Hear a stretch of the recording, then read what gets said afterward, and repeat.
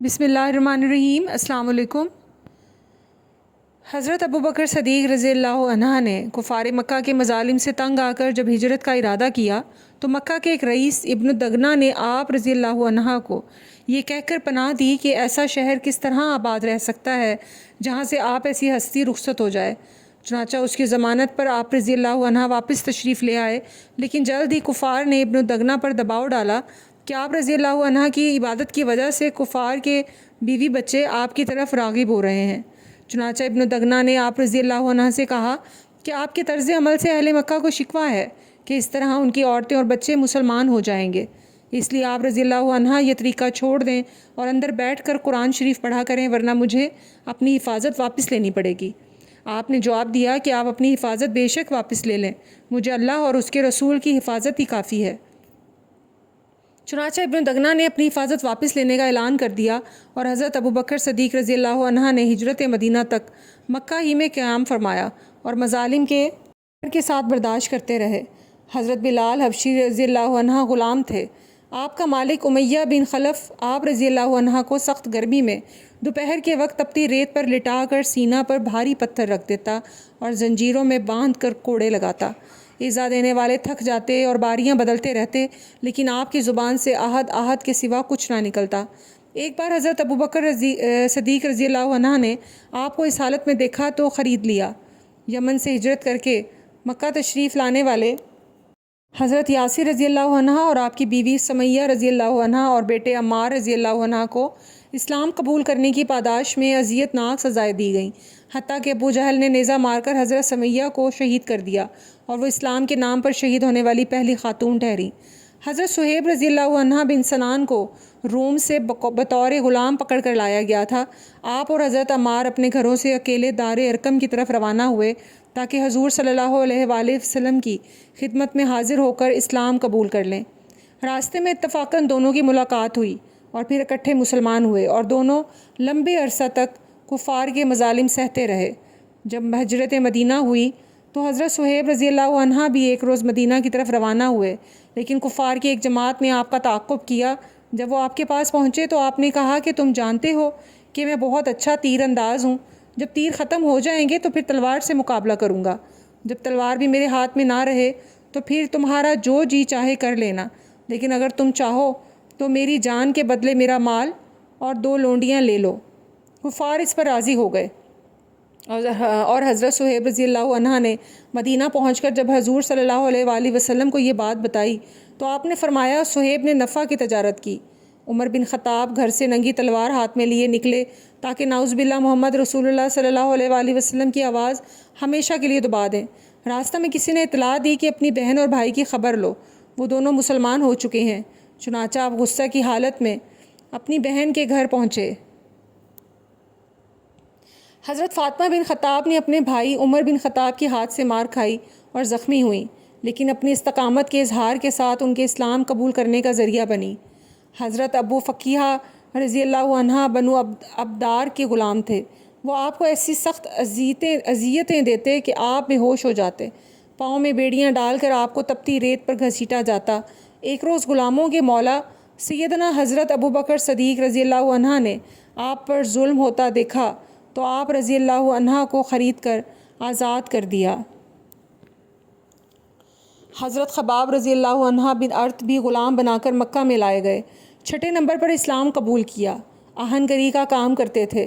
کفار آپ کی بھٹی سے کوئلے نکال کر آپ کو ان پر لٹا دیتے اور چھاتی پر پتھر رکھ دیتے، لوہے کی ذرہ پہنا کر دھوپ میں ڈال دیتے، حتیٰ کہ آپ بے ہوش ہو جاتے۔ گرم لوہے سے آپ کا سر مبارک داغا جاتا۔ جب اسلامی ترقی کا دور شروع ہوا تو اس بات پر رویا کرتے تھے کہ خدا نہ خواستہ ہماری تکالیف کا بدلہ کہیں اس دنیا میں تو نہیں مل گیا۔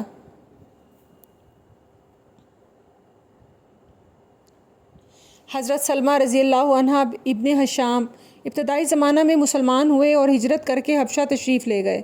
اہل مکہ کے اسلام لانے کی افواہ کو سچا سمجھ کر واپس آئے تو پھر آپ کے بھائی ابو جہل نے آپ کو کہیں جانے نہ دیا اور ایک لمبا عرصہ اذیتیں دیتا رہا۔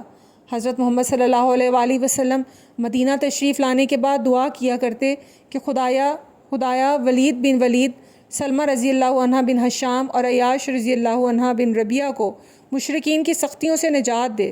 ولید بن ولید غزوہ بدر میں مسلمانوں کے خلاف لڑنے کے لیے نکلے اور حضرت عبداللہ بن حجش کے ہاتھوں گرفتار ہوئے۔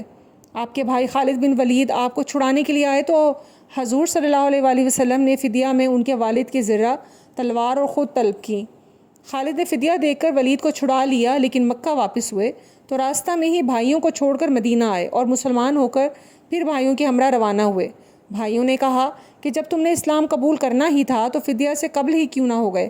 خواہ مخواہ والد کی نشانیاں بھی ضائع ہو گئیں۔ آپ نے فرمایا کہ میں قریش کو یہ طعنہ دینے کا موقع نہیں دینا چاہتا تھا کہ ولید فدیہ کے ڈر سے مسلمان ہو گیا ہے۔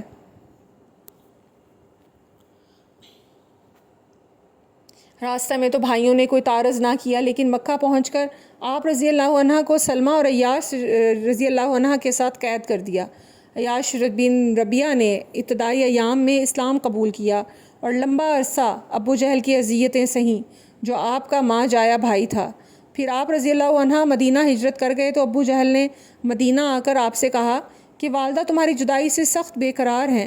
انہوں نے قسم کھا لی ہے کہ جب تک وہ تم کو دوبارہ نہ دیکھ لیں اس وقت تک نہ سر میں تیل ڈالیں گی اور نہ سایہ میں بیٹھیں گی۔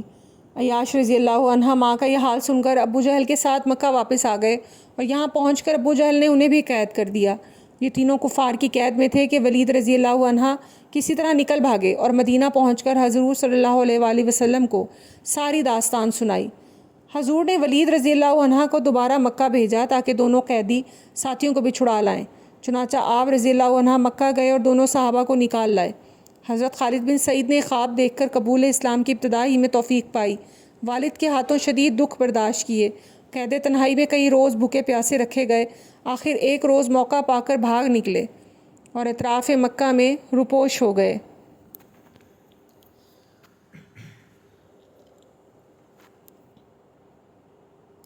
حضرت عبداللہ رضی اللہ عنہ بن سہیل قبول اسلام کی بنا پر اپنے خاندان کی طرف سے ملنے والی تکالیف پر حبشہ ہجرت کر گئے۔ کچھ عرصہ بعد واپس آئے تو والد نے پکڑ کر پھر ظلم کا وہی دور شروع کر دیا۔ آخر آپ رضی اللہ عنہ مظالم سے تنگ آ کر اپنی توحید کو شرک کے پردے میں چھپانے پر مجبور ہو گئے۔ مشرکین نے سمجھا کہ آپ پھر باطل پرستوں کے حلقہ میں آ گئے ہیں، چنانچہ بدر کی جنگ کے لیے آپ کو بھی کفار کے ہمراہ لے گئے، لیکن حضرت عبداللہ جنگ سے پہلے ہی شرک کا ظاہری جامہ چاک کر کے لوائے توحید کے نیچے آ کھڑے ہوئے۔